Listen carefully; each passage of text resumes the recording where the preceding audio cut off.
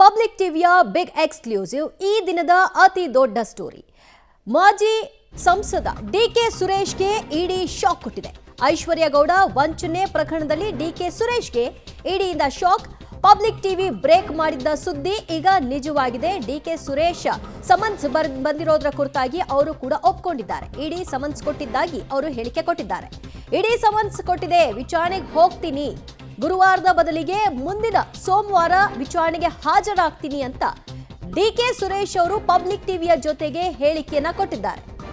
ಐಶ್ವರ್ಯ ಗೌಡ ಪ್ರಕರಣದಲ್ಲಿ ಇಡಿ ಅವರಿಗೆ ನೋಟಿಸ್ ಕೊಟ್ಟಿದೆ. ಈ ಸಮನ್ಸ್ಗೆ ಉತ್ತರಿಸುವಂತೆ ಗುರುವಾರಕ್ಕೆ ಅವರಿಗೆ ಬುಲಾವ್ ಕೊಟ್ಟಿದೆ. ಆದರೆ ಗುರುವಾರದ ಬದಲಾಗಿ ನಾನು ಸೋಮವಾರ ವಿಚಾರಣೆಗೆ ಹಾಜರಾಗ್ತೀನಿ ಅಂತ ಕೂಡ ಪಬ್ಲಿಕ್ ಟಿವಿ ಜೊತೆಗೆ ಮಾತನಾಡಿದ್ದಾರೆ. ಅವರು ಒಂದು ಸಮನ್ಸ್ ಅನ್ನು ಇಶ್ಯೂ ಮಾಡಿದ್ದಾರೆ.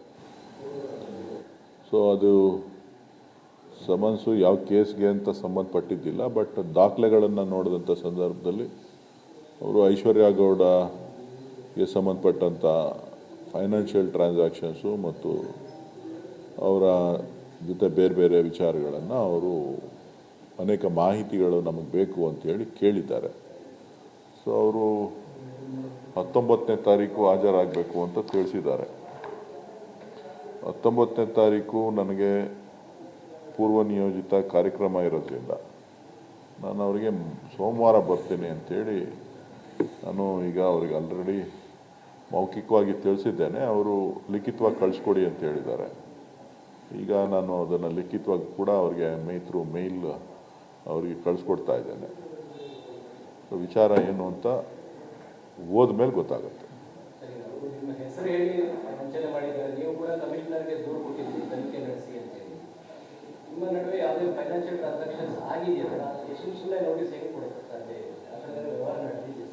ನನ್ನ ಹತ್ರ ಯಾವ ಫೈನಾನ್ಷಿಯಲ್ ಟ್ರಾನ್ಸಾಕ್ಷನ್ಸು ಯಾರ ಜೊತೆನೂ ಇಲ್ಲ.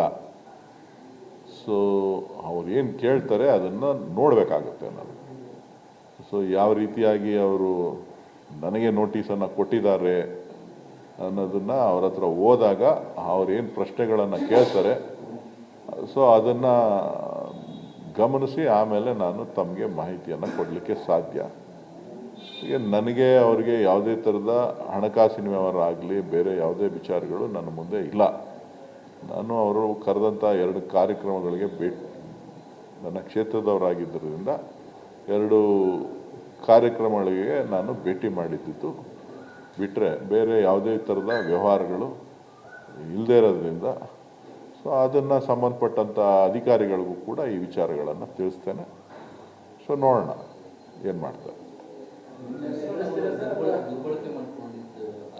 ನಾನು ನನ್ನ ಗಮನಕ್ಕೆ ಬಂದಾದ ಮೇಲೆ ನಾನು ಕೂಡ ಪೊಲೀಸ್ ಕಮಿಷನರ್ ಅವರಿಗೆ ದೂರನ್ನು ಕೂಡ ನಾನು ಈ ಥರ ನನ್ನ ಹೆಸರನ್ನು ದುರ್ಬಳಕೆ ಮಾಡಿಕೊಂಡು ನನಗೆ ಸಂಬಂಧ ಇಲ್ಲದೆ ಇದ್ದವರು ನನ್ನ ತಂಗಿ ಅಂತೇಳಿ ಮಾಡ್ತಾ ಇದ್ದಾರೆ, ಹೆಸರು ಹೇಳ್ಕೊಂಡು ಹಣ ದುರ್ಬಳಕೆ ಮಾಡಿದ್ದಾರೆ, ಬೇರೆ ಬೇರೆಯವ್ರ ಕಡೆ ಹೆಸರು ಬಳಕೆ ಮಾಡಿಕೊಂಡು ಅಂಥೇಳಿ ವಿಚಾರ ಗೊತ್ತಾಗಿದೆ. ಇದ್ರ ಬಗ್ಗೆ ಸಮಗ್ರವಾಗಿ ತನಿಖೆ ಆಗಬೇಕು ಅಂಥೇಳಿ ನಾನು ಪೊಲೀಸ್ ಕಮಿಷನರ್ ಅವರಿಗೆ ನಾನು ಮನವಿ ಮಾಡಿ ಪತ್ರನೂ ಕೂಡ ಬರೆದಿದ್ದೆ.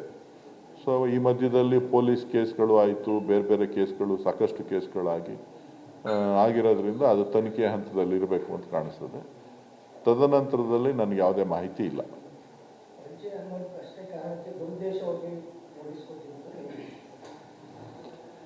ಗೊತ್ತಿಲ್ಲ ಉದ್ದೇಶ ಏನು ಅಂತ. ನೋಟಿಸ್ ಕೊಟ್ಟಿದ್ದಾರೆ, ನೋಟಿಸ್ ಇಸ್ಕೊಂಡಿದ್ದೀವಿ. ಇಡಿ ಏನು ಹೊಸದಲ್ವಲ್ಲ, ಇಡಿ ಏನು ಹೊಸದಲ್ವಲ್ಲ.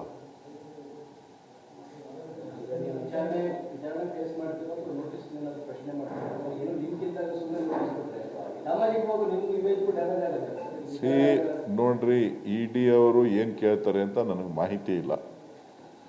ಅವರು ಕೇಳಿರ್ತ ಡಾಕ್ಯುಮೆಂಟೇಷನ್ನು ಒಂದು 7-8 ಡಾಕ್ಯುಮೆಂಟೇಷನ್ ಬೇಕು ಅಂತ ಕೇಳಿದ್ದಾರೆ. ಸೊ ನನಗೆ ಯಾವುದೇ ವ್ಯಾವಹಾರಿಕವಾದಂಥ ಸಂಬಂಧ ಇಲ್ಲ. ನನ್ನ ಎಲ್ಲ ಹಣಕಾಸಿನ ವ್ಯವಹಾರ ಆಗಲಿ ಬೇರೆ ಏನೇ ವ್ಯವಹಾರಗಳಿದ್ರು ಎಲ್ಲನೂ ಕೂಡ ಸಾರ್ವಜನಿಕವಾಗಿ ಎಲ್ಲರೂ ಕೂಡ ತಿಳಿಸಿದ್ದೇನೆ. ಸೊ ಇದು ಏನು ಕೇಳಿದ್ದಾರೆ ಅಸಂಬದ್ಧವಾಗಿದೆ. ಸೊ ಅವರಿಗೆ ಮಾಹಿತಿ ಯಾರ್ಯಾರು ಏನೇನು ಕೊಟ್ಟಿದ್ದಾರೋ ನನಗೆ ಗೊತ್ತಿಲ್ಲ. ಅದನ್ನು ತದನಂತರ ನಾನು ಚರ್ಚೆ ಮಾಡಿ ಅವ್ರ ಹತ್ರ ವಿಚಾರ ಮಾಡಿ ಅವ್ರೇನು ಪ್ರಶ್ನೆಗಳನ್ನು ಕೇಳ್ತಾರೆ, ಅವ್ರೇನು ಮಾಡ್ತಾರೆ ಅದಕ್ಕೆ ಉತ್ತರ ಕೊಟ್ಟು ನಾನು ಬರೋನಿದ್ದೇನೆ.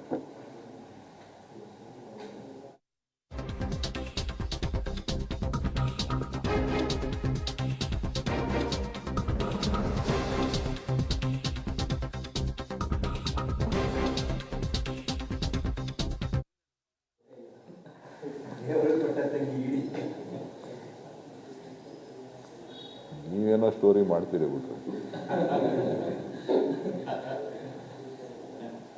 Okay, of ಮಾಡ್ಕೊಳ್ರಪ್ಪ.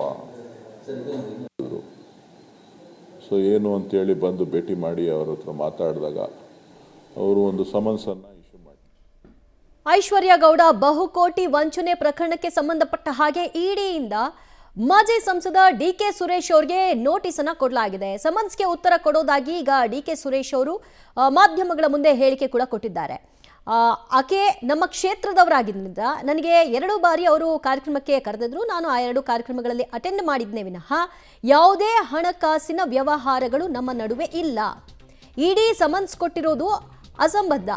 ಅವ್ರು ಯಾಕೆ ಕೊಟ್ಟಿದ್ದಾರೆ, ಏನು ಅದರ ಬಗ್ಗೆ ವಿಚಾರಣೆಯಲ್ಲಿ ಅವ್ರು ಏನು ಉತ್ತರವನ್ನ ಕೇಳ್ತಾರೆ, ಏನು ಪ್ರಶ್ನೆಯನ್ನ ಕೇಳ್ತಾರೆ, ಅದಕ್ಕೆ ಉತ್ತರವನ್ನ ಕೊಡುವಂತಹ ಕೆಲಸವನ್ನ ಸಮರ್ಪಕವಾಗಿ ಮಾಡ್ತೀನಿ. ಆ ನಂತರದಲ್ಲಿ ಉಳಿದದ್ದನ್ನ ಮಾತನಾಡ್ತೀನಿ ಅಂತ ಪಬ್ಲಿಕ್ ಟಿವಿ ಬ್ರೇಕ್ ಮಾಡಿದ ಸುದ್ದಿಯ ವಿಷಯವಾಗಿ ಮಾತನಾಡಿದ್ದಾರೆ ಡಿಕೆ ಸುರೇಶ್. ನನ್ನ ತಂಗಿ ಅಂತ ಹೇಳ್ಕೊಂಡು ಆಕೆ ವ್ಯವಹಾರ ನಡೆಸಿದ್ರ ಬಗ್ಗೆ ಯಾರ್ಯಾರು ಏನೇನು ಹೇಳಿಕೆಗಳನ್ನ ಕೊಟ್ಟಿದ್ದಾರೋ, ಯಾವುದರ ಆಧಾರದ ಮೇಲೆ ಇಡಿ ನನ್ನನ್ನು ಈಗ ಕರೀತಾ ಇದೆಯೋ, ಈಗ ನೋಟಿಸ್ ಬಂದಿದೆ. ಅದರಲ್ಲಿ ಐಶ್ವರ್ಯ ಗೌಡ ವ್ಯವಹಾರಕ್ಕೆ ಸಂಬಂಧಿಸಿದಂತೆ ಆರ್ಥಿಕ ವ್ಯವಹಾರಗಳ ಹಿನ್ನೆಲೆಗೆ ವಿವರಣೆ ಕೋರಿ ನೋಟಿಸ್ ಅಂತ ಹೇಳಲಾಗಿದೆ. ಹೀಗಾಗಿ ನೋಟಿಸ್ಗೆ ಉತ್ತರ ಕೊಡ್ತೀನಿ ಅಂತ ಹೇಳಿದ್ದಾರೆ ಕಾಂಗ್ರೆಸ್ನ ಮಾಜಿ ಸಂಸದ ಡಿಕೆ ಸುರೇಶ್.